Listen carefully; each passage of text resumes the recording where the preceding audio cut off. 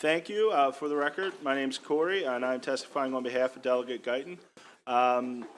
We flipped a coin, and I won, and I got the opportunity to testify in front of you today. So she requests a favorable report on House Bill 476, which is intended to ensure that payments are credited to the debts for which they are intended by the debtor.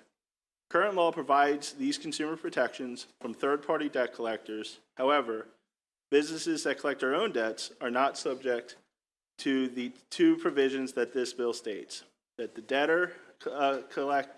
collector cannot apply payments to any debt that is disputed by the debtor, and that they must follow a debtor's stated direction of what bill to apply the payments to. Why is this important? Here's one example from a constituent who faced this problem. The individual received a very large hospital bill, and they had questions about it, filed a dispute, and had a dispute procedure going on. They were then sent two bills for smaller amounts. This person wrote checks for the two smaller bills that they did not dispute, wrote the invoice numbers on the bottom of the checks, and mailed them in.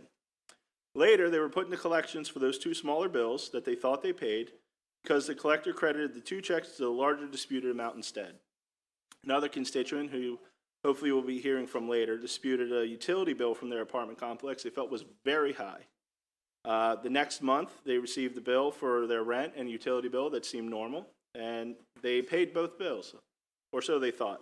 The management company credited the payments to the unpaid utility bill that was being disputed, not the intended rent and utility bill that they were not disputing, that they wrote the month on the check that they sent in.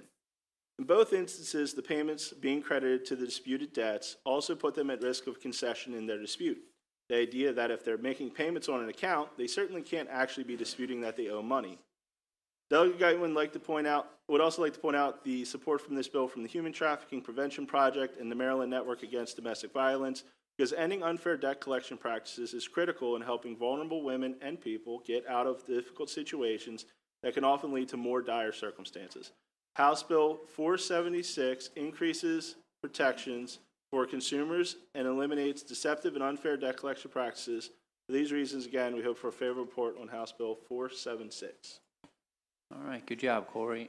Mr. Chair, can I just say thank you very much for Delegate Guyton here. Thank you so much for allowing Corey to present this bill. He's worked really hard on it, and I had several other hearings today, and he was ready to go. So I was fighting the crowds to get in, but I appreciate that he was willing to take this on. So thanks so much. All right, happy to have him. All right, seeing no questions, that concludes this panel.